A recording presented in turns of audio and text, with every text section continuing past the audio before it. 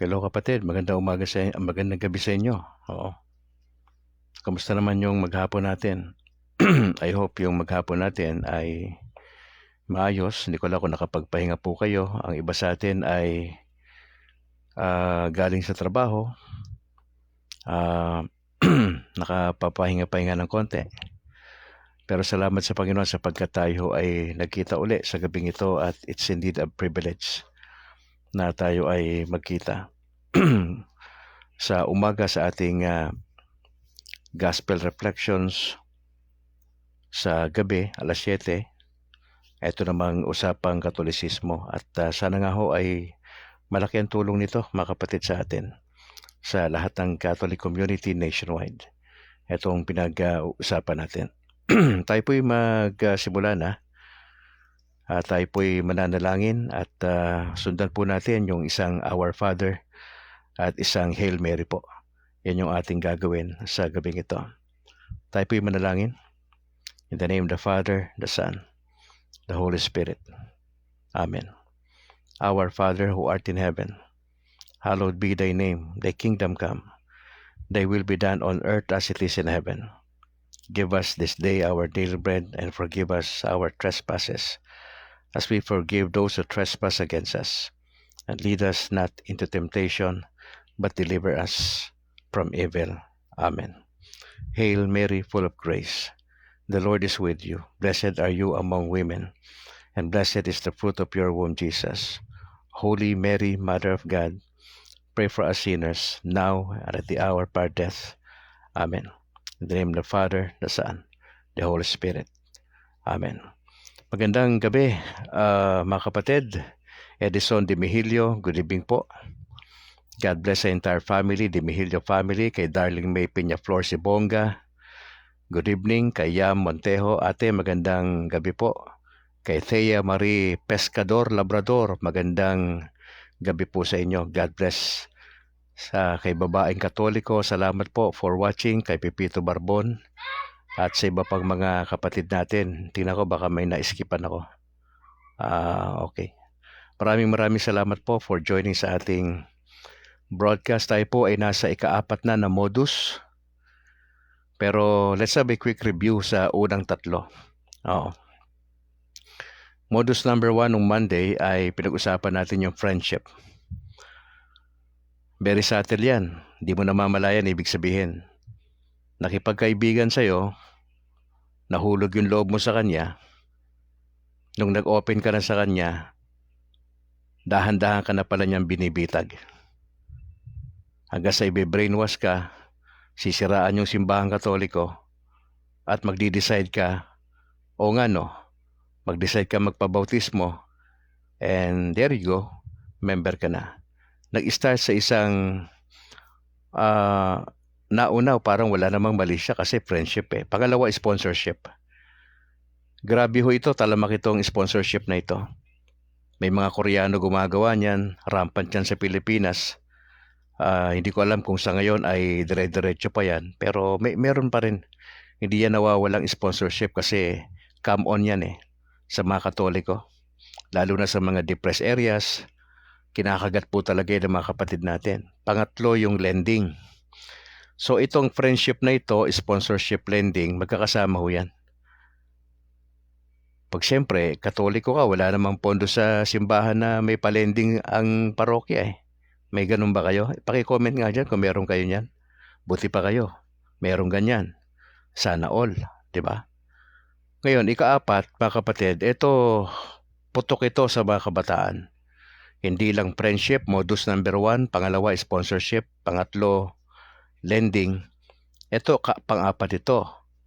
At ongoing ho ito, nangyayari ito. Matagal na panahon na, ginagawa ko rin po yan nung ako'y pastor pa. Ano po yon? Campus. Campus / youth camp / sports. O kasama dyan yung martial arts. Now, tatalakayin natin, una, ilan ba ang populasyon ng kabataan sa bansa?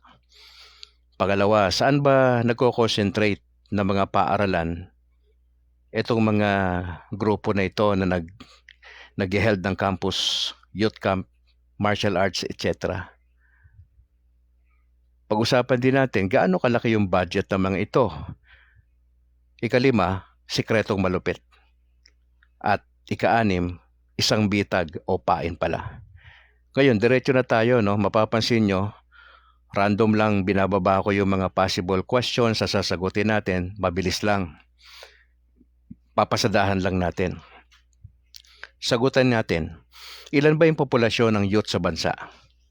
Now, ayon po sa datos na akin nasilip kaninang umaga, sa Pilipinas lang ito Sa Pilipinas po ay meron tayong 30 million na mga kabataan sa edad na 10 hanggang 24. So merong 30 million. Ang mga edad sa pagitan ng 10 hanggang 24. Kabataan yan Now sa ilalim nito, yan po ay comprised ng 28% ng total population ng Pilipinas. Malaki na rin yan, 28%. Kasi 30 million yung kabataan, ang edad 10 hanggang 24. Now, may tinatawag tayong Gen Z, Generation Z. Ito po yung mga bata na isinilang noong 1995 hanggang 2009. Gen Z. Ako Generation X ako Gen X ako 1970. Pasok ako doon sa Gen X. Iba naman yung Gen Y. Iba naman yung Gen Z. Ngayon, di ba? Gen ano na ngayon Beta. Di ba yung sinabi ko sa inyo? Greatest Generation, 1901 hanggang 1924. Yung mga taong isinilang noong 1925 hanggang 1945, ang tawag dyan ay Builders Generation. Yung mga taong isinilang noong 1946 hanggang 1964, Baby Boomers ang tawag. Yung mga isinilang na tao between 1965 to 1979, Generation X. So nasa Gen X si Brad Calix. Kung isinilang ka between 1980 to 1994, nasa millennials ka na grupo. Kung isinilang ka between 1995 to 2009, nasa Gen Z ka. Ito yung sinasabi natin. 1995 isinilang sa pagitan ng 1995 hanggang 2009, nasa Gen Z. Pagkatapos niyang Gen Z, Generation Alpha naman. Mga isinilang noong 2010 hanggang 2024 last year. At yung taon na ito na isisilang ng mga sanggol ngayon hanggang 2039, ang tawag sa kanila ay Generation Beta. Okay. At least klaro to sa atin mga kapatid. Ngayon, yung Gen Z na ito, kasi 2025 na ngayon So ilang taon na sila? Kung sila ay isinilang noong 1995 hanggang 2009, ilang taon na sila? Etong 2025. May idea na kayo. Palagay ko nasa college level na yan sila. At ilang taon na lang, may trabaho na. Nakakatulong na sa pamilya, etc. Ngayon, siyempre, pag nasa simbahan ng protestante yan, di tuwan-tuwa na yung mga pastor kasi may 10% na. Imaginin mo kung merong 20 na lang na pirasong magiging professional etong taon na ito na 2025. Iba-iba sweldo niyan di ba? Di kung required yung 10% sa protestante, sa evangelical, malaki-laki maiuuwi ni pastor. Si Brad Calixto, hindi na tayo pastor kaya medyo hindi na tayo kasama doon. Opo. So nakikita nyo na maganda ang ang pasimula nito. Ngayon, saan sila nagko-concentrate? Etong mga protestante at evangelical kapag ginagawa nila yung campus ministry. Now, halos lahat ng levels, meron sila. Meron sa elementary, meron sa high school, meron sa tertiary o college, even sa senior high, meron po sila. Even sa military, meron po sila. Even sa Senate, meron po sila. Doon lawak ng network, Nung ako po ay pastor pa, ay ginagawa ko po yan. I used to have a campus ministry. Kaya lang sa high school. Okay? Bakit sa high school? Kasi ilang taon yan. Pag nagka-college yan, 4 na taon lang yan. May konting suffering lang ng konti. Pag naging professional yan, di makikinabang ka na rin dyan. Yun ang tingin ng mga pastor dyan eh. Okay. Ngayon, ano po yung strategies na ginagawa ng mga campus na ito na ginagawa po nila?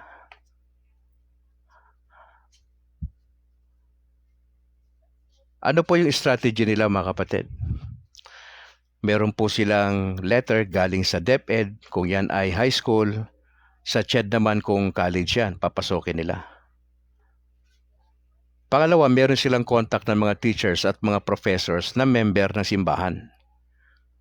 Halimbawa, si Edison de Mihilio, professor to sa college. Di ako bilang pastor, kausapin ko si Edison, Brad, total nagtuturo ka naman sa ganitong professor ka. Mag-start tayo ng dyan ng gawain dyan, campus ministry. Lahat ng estudyante mo, tipunin mo. Yung tipunin mo yung mga estudyante mo. At sishira natin yan. Yun ang gagawin ni Edison. Halimbawa si kapatid na Darling May, siya naman sa high school. Halimbawa siya yung principal. Sabihin ko kay Darling May Peñaflor, ay ma'am, total principal pala kayo ng ng high school. Ilang ba section ang pwede nyo ibigay sa atin sa campus ministry natin? Ganun kabilis yung setup. Hindi lang sila may sulat galing sa DepEd saka sa CHED. May mga contact sila ng mga teachers, ng mga miyembro nila miyembro ng mga simbahan na to Tapos pangatlo, meron sila mga partner ng mga churches and individuals. So makita mo rito, pag gumalaw ito, ang protestante, even yung mga cult, pag gumalaw sila, well-planned yan. Para bang magpapadala ka doon sa gera sa, di ba, sa Israel na mga Pinoy. Dapat mga elite yung padadala mo ron, di ba? Mga mahuhusay humawak ng iba't ibang klase ng di ba? Gamit pandigma. Ganun din pag nagka-campus ministry, well-planned yan. Opo. So, ngayon, nangyayari po yan kasi, di ba, magpapalit na tayo sa DepEd, balik na tayo sa dating sistema na mag-i-start yung classes June. Di ba? Matatapos ng April. Ngayon, pagdating naman ng summer, April, May, yung 2 buwan na yan, ginagamit naman yan sa youth camp. Okay, imagine niyo campus ministry yan. Pumasok sa elementary, high school, college. May kontak ka na nakapag-establish na ng kontak yung mga simbahan Pagpalo ng summer, susulatan po namin yan. Yung contacts namin, halimbawa, meron kaming 100 na contacts sa high school from different levels. Sa senior high, meron din. Sa college, meron. Imagine mo yan, puro Katoliko yan. Captive audience na yon. Susulatan lang namin yon, sabihin namin sa kanila, sige, libre itong youth camp natin. So, siyempre, libre. Tapos, bakasyon. Siyempre, gusto ng mga kabataan yan. So, yun ang gagawin. Anong nangyayari dun sa youth camp? Doon po nangyayari yung brainwashing. 2 hanggang 3 araw po yan Doon nangyayari yung profession of faith nila. Yung mga born again, may nagpipreach dyan kada gabi. 3 gabi yan na may preaching yan. At sa kada preaching po nila, sinasabi nung pastor at preacher, sinong gustong tumanggap sa Panginoon sa inyo yan, taas nyo kamay nyo. Tapos nagkakaiyakan yan. Para yung kursilyo, yung ginagawa nila dyan na sistema. Yun ang mga technique na mga kabataan na ito na problematic, dinadala sa camp, at doon nagkakaroon sila ng sabihin na nating personal encounter with Jesus sa pamamaraan ng born again, hindi sa paraan ng Katoliko. So, iba yun Yun ang ini-introduce na andun yung brainwashing, profession of faith, eventually, magugulat ka, ikaw na magulang, nagpabautismo anak mo, walang kamalay-malay. Walang kang kamalay-malay, binautismohan nila. may ganong simbahan, may ganong grupo. Na kaya natin to ine-expose para at least alam ninyo yung pinagagawa ng mga born again na grupo. May idea kayo. Opo. Gayon, tapos na yung youth camp, 2 hanggang 3 araw. Pag uwi niyan, kasi may kopya kami niyan eh. Kami ng mga counselors, may mga kopya kami niyan, kami ng mga pastor. Sa lahat ng area ko saan nakatira yan, gugrupuhin namin yan. So anong gagawin namin pagkatapos ng youth camp? Magpa-follow up kami sa kanila, sa bahay-bahay nila. Gagawa kami ng small group. Okay? Pagbalik nila sa school ng June, meron na kaming small group. Hindi nyo alam yan, mga nanay na Katoliko, na yung anak nyo pala, yung pinag-aaral nyong pamangkin, sumama na dyan. Walang consent nyo. Okay? Walang consent. Nagpabautismo sila, na brainwash sila, marami nang ginawa sa kanila. At wala na akong tumatanggi dyan sa karanasan ko isa rin po kasi ako sa mga nagpipreach sa kampe. Oo, pinapataas namin ng kamayan. Kayo, gusto nyong makilala ang Panginoon Diyos? Gusto nyong magbago buhay nyo? Kilalanin nyo ang Lord sa inyong buhay? Ginagawa po namin yan. Pag tumaas ang kamay ng mga kabataan sa youth camp sa gabi, pinapalapit namin yan doon sa stage, sama-sama yan nagdadasal, tinatanggap ang Panginoon Diyos. Pagkatapos yan, kakaunsilan yan ng mga counselors namin at kaming mga pastor, aalalayan namin yan sila. Yung iba nagpapabautismo. Mantakin mo, yung camp na naatinan ko nasa 500 ang mga estudyante. Nasa 20 na mga bases ito, mahigit. Dinadala po namin sa isang lugar malapit sa Zambales, may isang camp doon na malaki na pinapatakbo po ng Amerikano. At kami ang trabaho namin bilang mga speakers, paghandaan namin yung sasabihin naming mensahe at very convincing dapat yung sasabihin namin. Tapos doon, masasaya doon.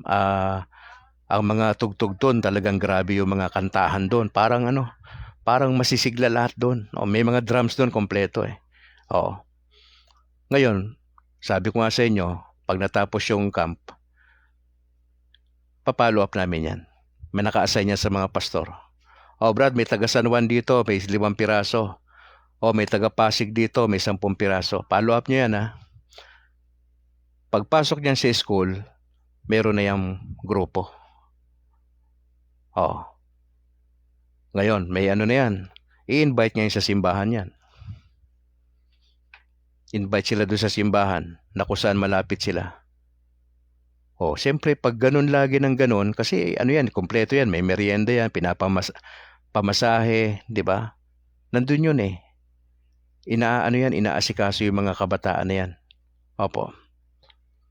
Tapos yung mga pastor, etong mga estudyante na ito, na pag nag-graduate, especially high school na, nag-graduate ng high school, challenge namin yan.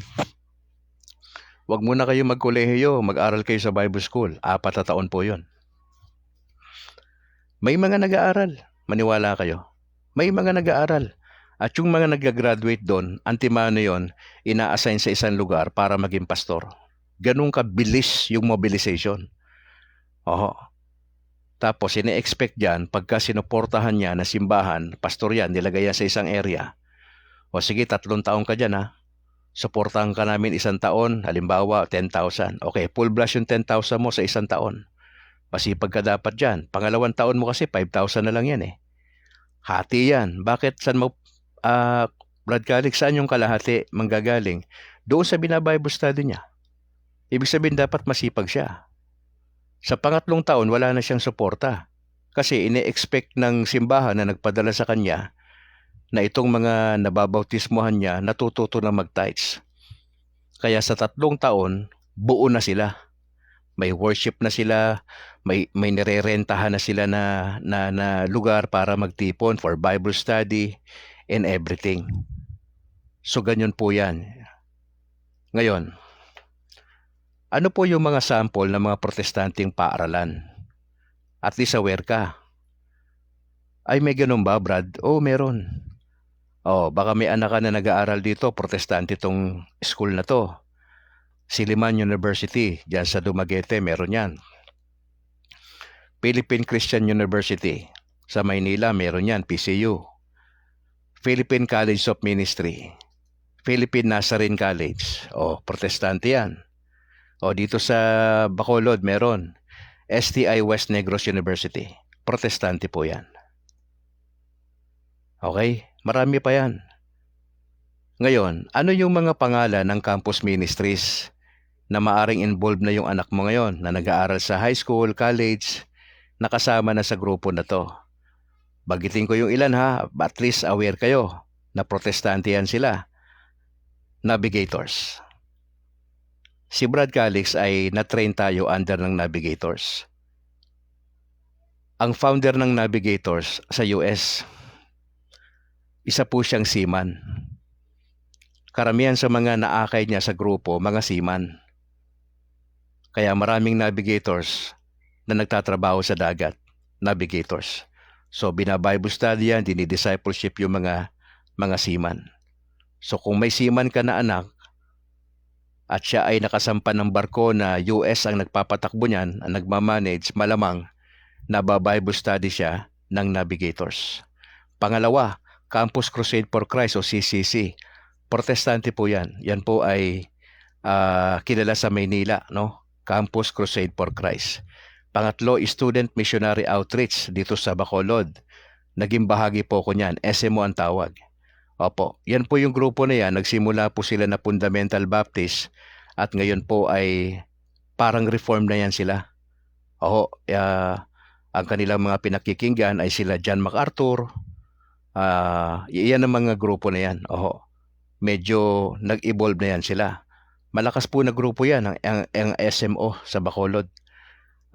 Naging part ako niyan, kaya alam ko yung mga ginagawa nila. Lakas Angkan sa Laguna. Yung Lakas Angkan, yan ay parang hiwalayan ng navigators. Parang Pinoy style lang. Kung navigators sa US yan, itong Lakas Angkan sa Pilipinas. Halos parehas yung materials na ginagamit nila. Parang tinagalog lang.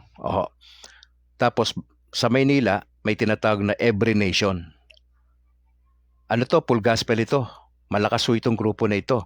Every Nation. Tapos, meron pang isang mahusay na naging bahagi rin po ko, IBCF. InterVarsity Christian Fellowship. IBCF. Meron sila sa high school, senior high, college, at among professionals.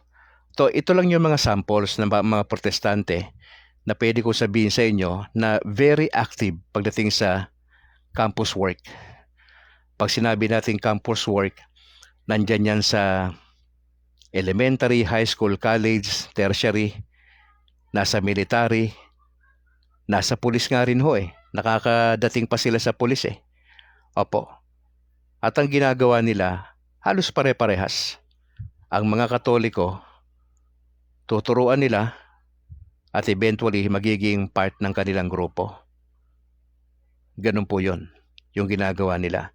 Ngayon, yung budget po nila, yung binabanggit ko sa inyo, na ang budget na ito nasa milyon.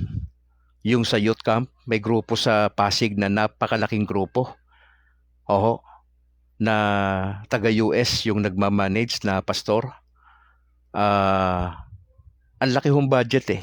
Kada pa youth camp nila, sa isang batch pa lang yan, milyon.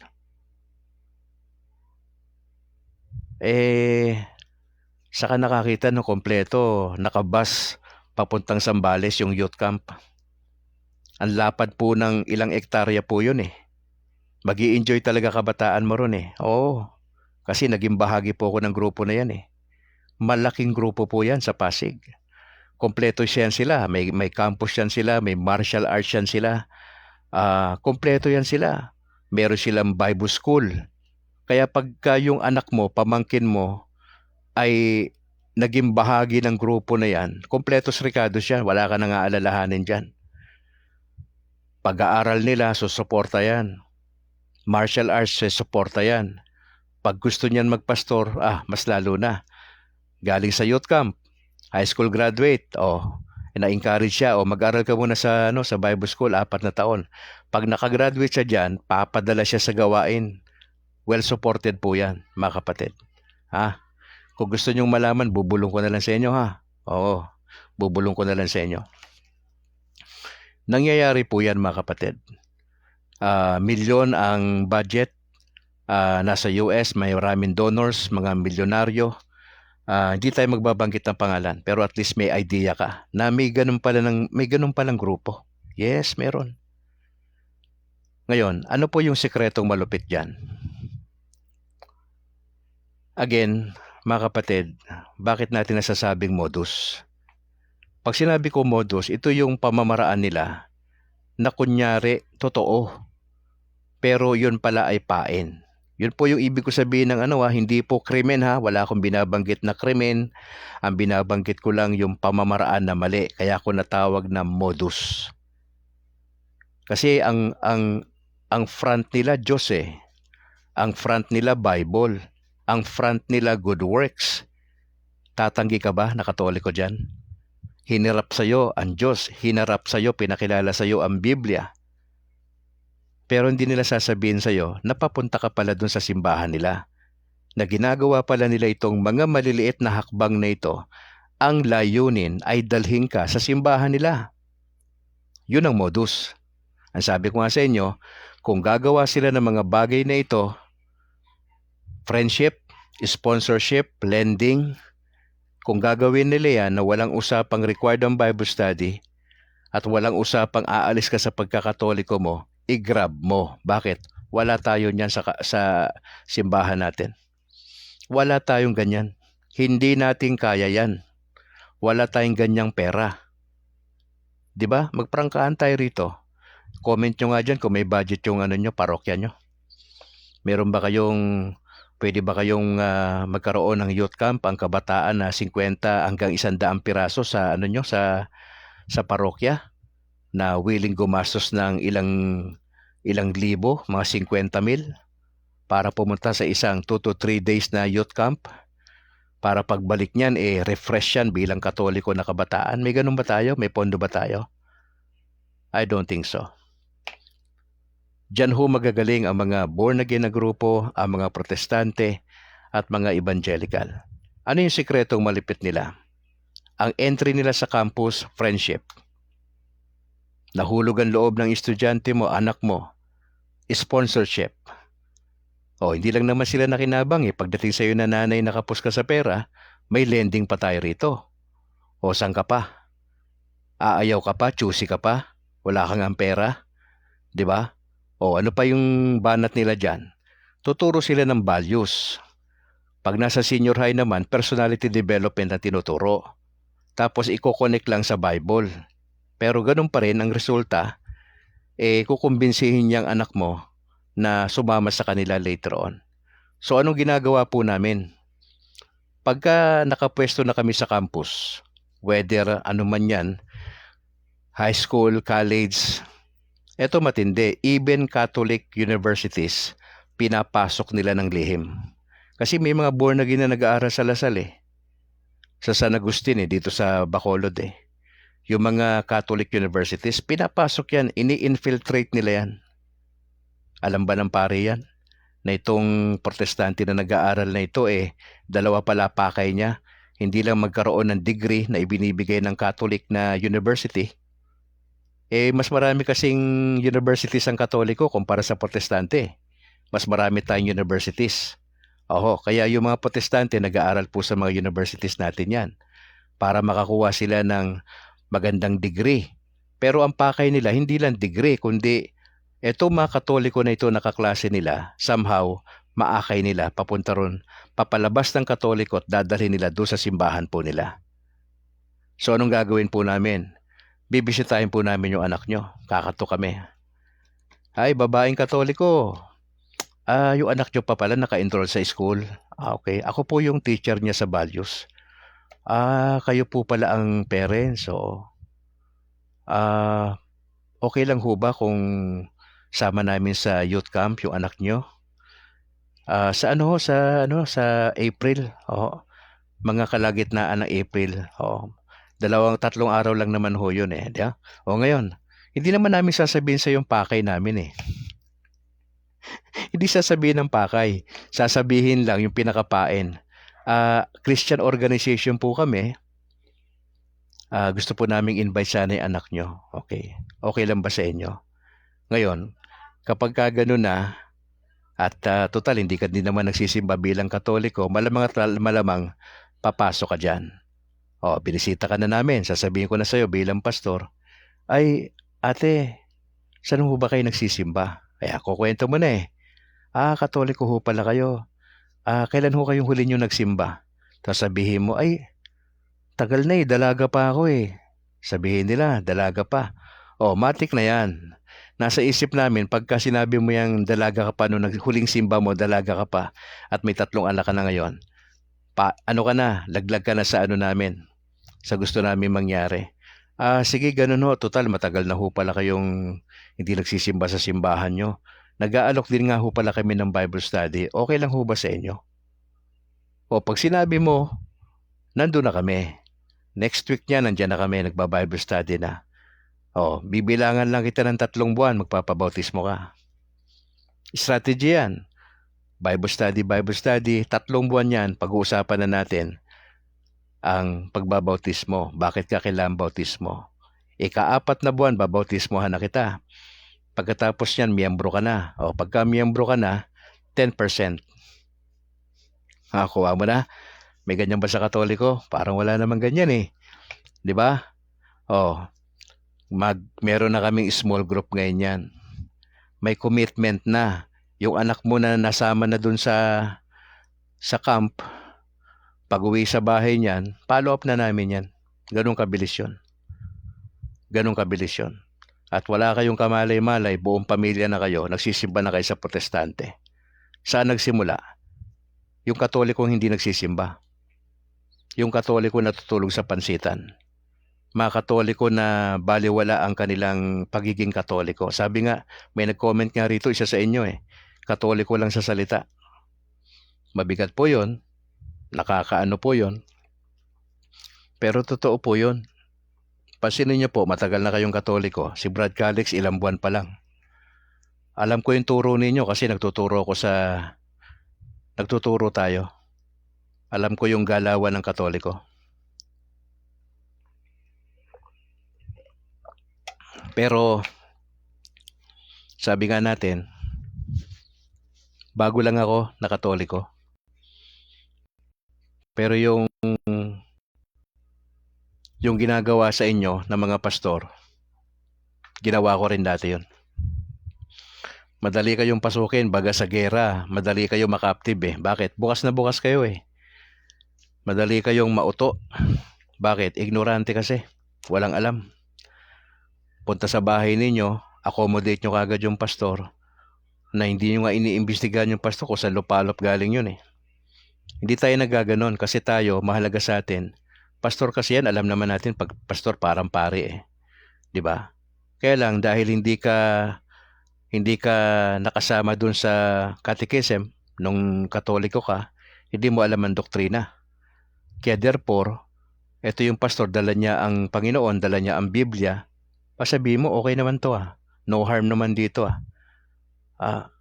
Sabihin ng pastor, ay liban po sa Bible study, may ano pala tayo.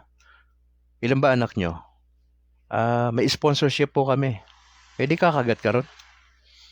Sponsorship eh. Ay, ano po trabaho nyo ate? Wala po kayong trabaho ni mister nyo. Ganun ba?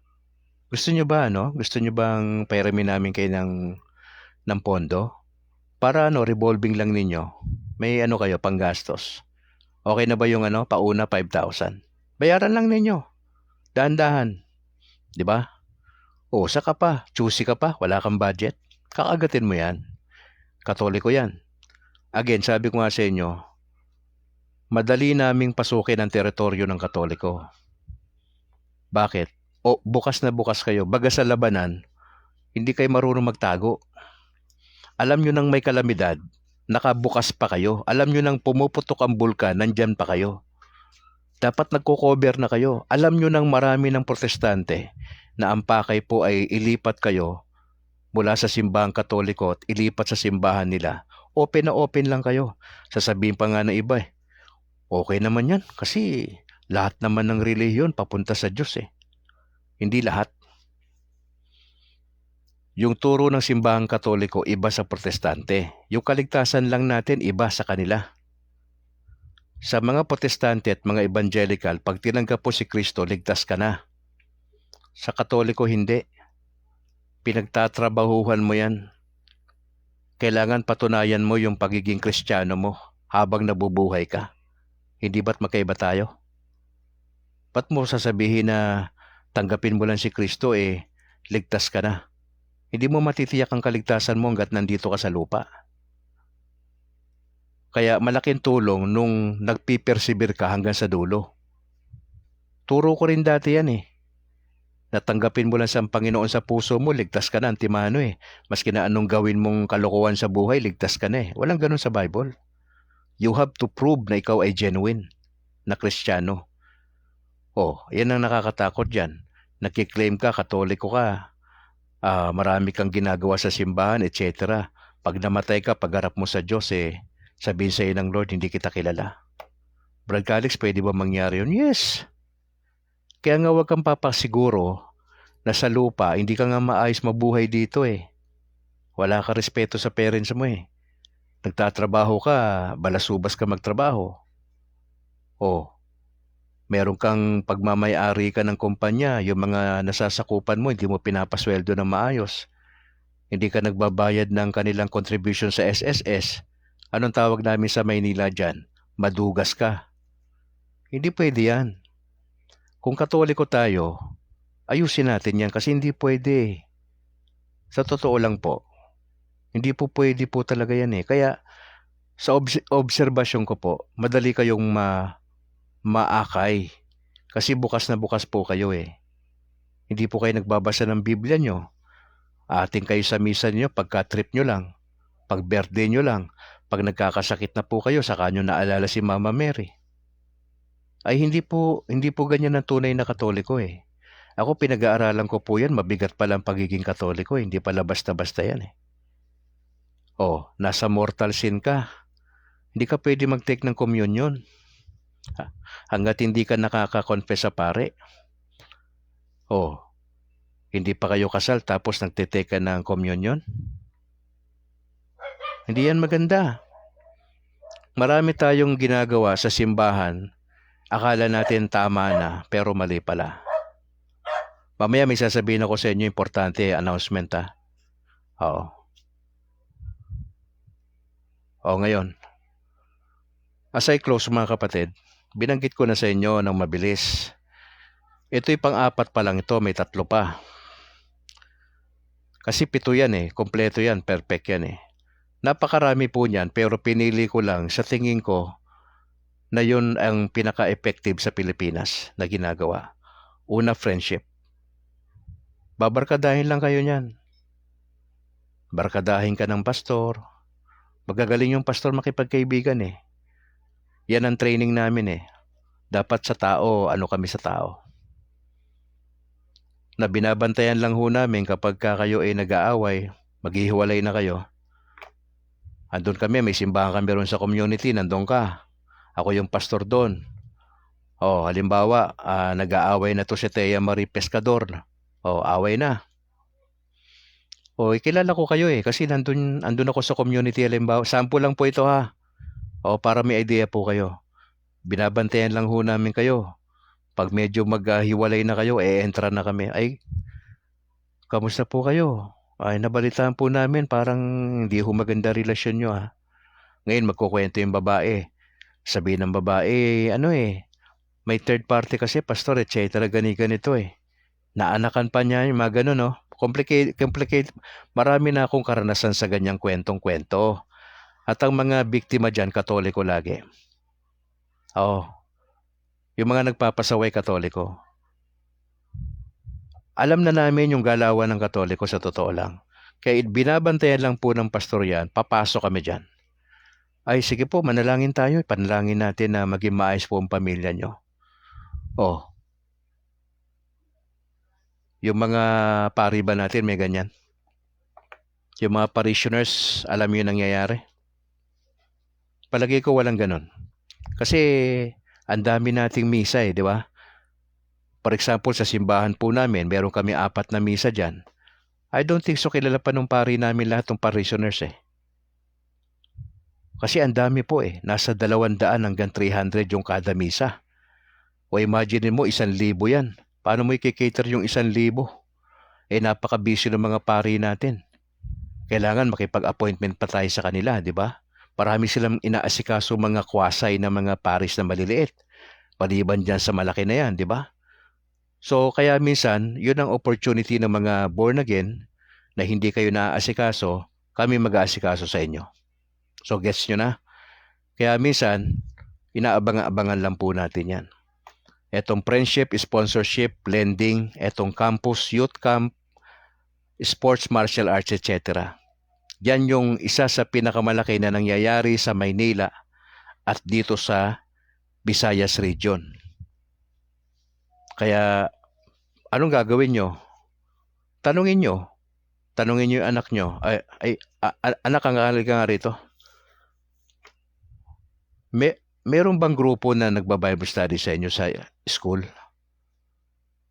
Yung binanggit ni Brad Calix. Anong grupo yung sinasama mo ron, nagba-Bible study ka? Ngayon, pagka nalaman may anak mo involved dyan, sabihin mo lang, huwag ka umatin doon. Bakit huwag umatin? Kasi hindi naman Katoliko yun Bakit hindi atin? Iba yung tinuturo nila. Papayag ka ba nun na iba tinuturo sa anak mo? Tapos eventually mag-aaway kayo mag-ama, mag-ina? Kasi masipag yung pastor magturo kumpara sa ating mga, alam mo na, masipag magturo kami, basta may opportunity yan. Anong section kayo? Ali kayo, merienda tayo dito. Captive audience ka, ganun ka simple. Anong year nyo? Halika rito, kwentuhan tayo. Anong problema niyo? Problema sa bahay? Tara, halika. Akong bahala sa inyo. Ganun ba? May problema kayo? Broken family. Okay. Tara, pray tayo. Yun. Nakakonect na kaagad kami. Ganun kabilis. Nakakonect kami. Bibisitahin na namin yan. Ngayon, para hindi na umabot sa ganyan, pag may nabalitaan kayo sa anak nyo, tanungin nyo kasi. Ang problema kasi sa parents, hindi nag-uusap Kausapin nyo anak nyo pag umuwi. Kamusta school? Ako ganyan ako Misis ko nga, kinukulit ko yan Pagdating sa school yan, kamusta? Ano nangyari sa school? Sinong pasaway mong estudyante ron? Ako minsan, pag sinusundo ko si misis, nandun ako, umuupo dun sa likuran. Yung last session, alas 5 tapos mga 4:30 nandun ako sa papasok ako dun sa ng misis ko. Andun ako, parang estudyante rin sa likod. Nagmamasid-masid lang ako. Okay. Ganun-ganun lang ako. Tapos pagkatapos na, nag-bell na, bago kami umuwi, sino nagpasaway doon sa mga estudyante mo? Importanteng nag-uusap kayo ng mga anak nyo, ha? Hindi pwedeng hindi kayo nag-uusap, paniwala ka sa akin. Baka pag yan ang practice mo, hindi kayo nag-uusap, magugulat ka, mag-graduate yung anak mo buntis. Brad Calix, wag naman. Pambira, nakakaano naman yung sinasabi mo. Hindi, reality yan. Marami nang dumalapit kay Brad Calix ng pastor pa tayo. Misis ko, kinukwento nga yan Sabi niya pa, may naging estudyante ako na kaya pala hindi na pumapasok Nahihiya na pala kasi buntis. Bakit nalaman mo pa sa kapitbahay mo? Hindi kasi nag-uusap Now, parents, listen to me. Kausapin nyo anak nyo, please. Lalo na yung mga babae nyong anak, kausapin nyo. May mga pinagdadaanan yan, di nyo alam. Kausapin nyo. Especially pag 13 years old na yan. Pagkabataan na yan, yung anak ko, 16, 15. Yung style ko ng communication sa kanila, iba na. Nung bata sila, disciplinarian akong tatay Hindi pwede yan. Namamalo ko na sinturon sa puwet Hindi pwede yan. Ano yung ginagawa nyo dyan? Di ba sabi ko sa inyo, matulog na kayo? Hindi kayo pwede masaway? Anong gusto nyo? Tamaan kayo sa akin. Ganun ako nung bata pa sila. Pero nung 13 years old na ho sila, nagpalit na ako ng style. Anong style mo, Brad Calix? Tropa na lang. O anak, ang balita? Ano nangyari sa school? Yung gamit ng kamay, hanggat maaari, hindi mo yan pinapractice. Nananampal ka ng anak mo? Ginagamit mo to, kaya lalaki ka, nangangarati ka ng anak mo? Uy, mag-ingat ka, baka sa kakakarate mo yan, mas malaki pa yung anak mo sa'yo, baka ibalibag ka niyan. Oo. Yung aking panganay, mas malaki sa akin, times 2. Kaya medyo nag-ingat na ako ngayon dahil siyempre, baka ma-wrestling tayo no? Yung tatay ni wrestling, no? Naka-joke-joke lang, pero hindi na po pwede pagka iba na edad Oo. Mag-usap po tayo. Mahalaga po yun, mga kapatid, ha? Okay, alas 7:45 na, marami na ako sinabi dito. Andiyan pa ba kayo? Bukatan tinutulugan nyo ako. Huwag kayo matutulog. Ganda-ganda ng discussion natin Andiyan pa ba kayo? Nasa 31 na tayo. At madadagdagan na naman po yan. Ay mga kapatid, salamat sa inyo ha. Meron pa tayong 3. Bukas, Sabado, sa Linggo. Tapusin natin yan para at least kompleto na tayo. At magbibigay ako ng exam ha. Nako, kayong mga nasa 200 plus na nakakinig nito, may exam tayo. Kailan ang exam? Pagkatapos ng nung kwento ko. Enumeration lang naman yan Ano yung 7 na modus na ginagawa nila? In any order yan. Hindi naman ako ganun kahigpit magturo basta makuha mo lang, okay na ako. Makuha mo lang. Tapos sabihin ko sa'yo, ano yung nila? Ano yung pinaka-modus nila dyan? Paano ang flow? Di ba? Saan nagsisimula yan? Yan. Paano yan? Paano ang flow niyan? Bigyan mo nga ako ng flow niyan, ng maliwanag. Yan. Pagandaan mo ha. Di ako nagbibiro. Yung makakakompleto, eto na. Saka ako nasasabihin yan, medyo ako kinakabahan Wala naman akong budget dito. Ako kinakabahan Paano, mamaya lahat kayo perfect, naloko na. Sige, saka na lang muna yan ha. Kinakabahan ako dyan sa premyo na yan Mga kapatid, yung mga sinishare ko sa inyo, ano po ito? Pag-isipan nyo. Kasi delikado ho. Ang punteriya nila, alisin tayo sa simbahan, siraan yung simbahan natin. Pag nakumbinsi ka na, tama sila, mali yung simbahan namin magdi-decide ka magpabautismo. Tandaan mo to, pag nagpabautismo ka na, iiwan mo na simbahan. May magagawa ba kami? Si Father, wala. Wala kami magagawa. Si Brad Calix may magagawa? Wala po. Aantayin ka lang namin na bumalik. Ang tanong, sa pagbalik mo ba, buhay ka pa? Sana buhay ka pa, makabalik ka. Kasi pagka hindi ka nakabalik ng buhay pa, manganganib ang kaluluwa mo. Tandaan mo, ang turo ng simbahan. Ang pag-alis mo sa simbahang Katoliko ay nangangahulugan ng magkakaroon ka ng problema sa kaluluwa mo. Kasi tumatalikod ka kay Kristo Meron tayong tamang aral It so happen lang na hindi ka nag-aaral ng tamang aral. Ayaw mo. Matigas ang puso mo. May pride po. Ngayon, take it or leave it tayo. Ang kaligtasan mo ay nakadepende yan sa pagsunod mo sa kalooban ng Diyos. Opo. Hopefully, pagbalik mo, 2 taong ka lang doon, ma-realize mo, mas malala pala problema rito sa protestante. Buti pa sa Katoliko, okay kami doon. Sana ma-realize mo na buhay ka pa. Kasi hindi biro yan. Abutan ka ng kamatayan dyan, nasa protestante ka. Nasan yung kaluluwa mo? Halimbawa, pagka humarap ka sa Diyos, paano kaligtasan mo? Baka tagilid ka, 50-50. Pero, siyempre, nasa Diyos pa rin yun. Ang point lang ni Brad Calix, mas maganda na huwag ka nang umalis. Kaysa dumating ka pa sa punto na para ka nagtitinikling. Di ba? Alam mo yung tinikling? Pag ganun-ganun ka, pasayaw-sayaw ka ng tinikling. Nasa kanan ka, nasa kaliwa. Aabanti ka, patalikod ka. Tinikling, di ba? Mahirap maipit yung paa mo sa tinikling. Di ba? Gumaganon yan. Yung paa mo, pag hindi mo naiangat yan, pag tinamaan ng ano yan, ng bamboo yan, tapos ka. Mababali yan. Oh. Yan ang pwede mangyari sa'yo bilang Katoliko. Mababalian ka spiritually. Masasaktan ka spiritually.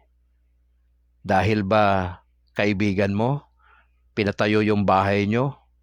Dahil ba pinag-aral yung anak mo sa kolehiyo? Dahil ba na may lending? Dahil ba nandito sila sa youth camp na to, libre lahat? Pagpapalit mo yung pagiging Katoliko mo sa ganyang mga modus? I hope hindi. Alas 7:50 na po, tapos na ako. At sana ho, pakilagay sa comment kung okay lang ba itong ginagawa ko o I'm just wasting my time. Ano ba? Gusto ko makarinig ng comment ho ninyo mga kapatid kung okay pa ba kayo? May gusto ba kayong pag-usapan natin later on? Ilagay nyo sa comment section ha. Kasi binabasa ko lahat yan. Pagkatapos ko ng broadcast, binabasa ko yan. Iniisa-isa ko yan. Iniisa-isa ko yung sinasabi nyo kung meron. Ha? Mga kapatid, I hope nakatulong po ito.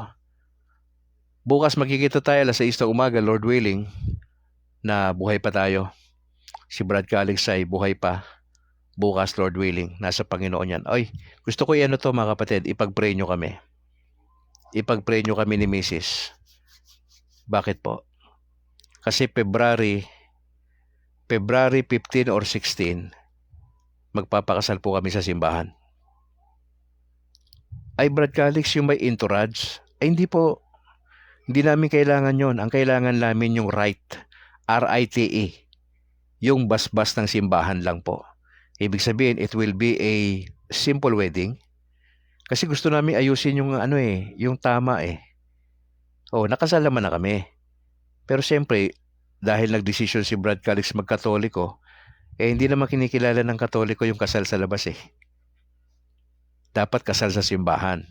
Ngayon, pag kami nagpakasal, ang hamon ko sa iyo ha, baka kayo hindi pa kayo nagpapakasal.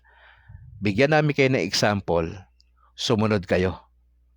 Marami na kayong anak siguro, pero hindi pa kayo kasal, nagdi-live-in kayo. Hindi po maganda yan. Ayusin nyo na yan. Walang blessing dyan pag hindi kayo susunod. Bigay kami ng example sa inyo, magpapakasal kami ni Mrs. February. Mga kapatid, may kailangan po kami. Wala kaming budget dyan. Okay? So, kung sa tingin nyo, kung makakatulong kayo maski papaano, siyempre may konting kainan yan . Alam nyo na, konti lang naman ho ang mga namin, ilang tao lang . Gusto ho namin maging maayos naman din ho, maski papaano. Kasi memories natin ito . Saka lahat ng mga kasama sa kabrad, kasama kayo sa tagumpay na to di ba? Di ba kayo natutuwa may ganyang sabihin nyo, ba't sumagi sa isip mo yan, Brad Calix? Yun kasi yung tama . Yun ang sabi na simbahan. Pastor ako hindi naman ako, di ba pastor ako Dapat ayusin ko. Para pagka ako nagministeryo sa mga kapatid na Katoliko, wala sila masabi. Kasi sumunod ako nag-comply ako sa sistema natin Wala sila may babato sa akin akusasyon. Kasi ginawa ko yung tama. Mga kapatid, pag-pray nyo kami, seryoso kami dyan. Pag-pray nyo kami, Lord willing, February 15 or 16. Popost ko lang yan, pag-pray nyo kami, please. Kailangan namin ng inyong panalangin. At sana nga po matuloy po ito. Sige, tayo po'y manalangin na mga kapatid. Tayo po'y manalangin. Name the Father, the Son, the Holy Spirit. Amen. Ama, salamat po sa gabing ito. Ika-4 na po ito na modus na pinag-usapan namin. Una, friendship, sponsorship, lending. Ngayon po ay campus ministry, youth camp. Laking pondo rito ang ginagamit bilang pang-akay po sa mga Katoliko. Masisipag po ito mga Protestante na ito. Hindi namin kayang tapatan yung budget na yun, napakalaki nun. Pero nagdadasal kami na mga magulang, kausapin namin yung mga anak namin kasi baka involved na sila sa mga grupo na nagka-campus ministry sa school. Agapan namin to kasi pag hindi namin to inagapan, trahedya po ito later on. Lord, pagpalain niyo po ang bawat parents, yung makasama namin sa broadcast tonight. At sa aming gagawin hong pananalangin pa sa pagro-rosaryo, 8:00 hanggang 9:00 mamaya, sana ho may mag-join sa amin na mga kabrad na may time magdasal, magro-rosaryo, especially mga tatay. Tulungan nyo kami, Mama Mary, sa aming sitwasyon. Hindi namin kayang patakbuhin ang buhay namin. Sa sarili lang po namin. Kaya ho kami lumalapit sa inyong kahabagan, sa inyong presensya, Banal na Espiritu. Palakasin nyo yung aming inner life. Magkaroon kami ng tamang saloobin ng aming puso. Magpakumbaba kami. Sumunod kami sa aral ng simbahan. Maging maayos na kaming Katoliko. Hindi na katulad nung dati na pabanjing-banjing lang po kami. Samahan nyo kami. Gusto namin magbago. Gusto namin ayusin ang buhay namin. Maniniwala yung mga kapitbahay namin sa amin.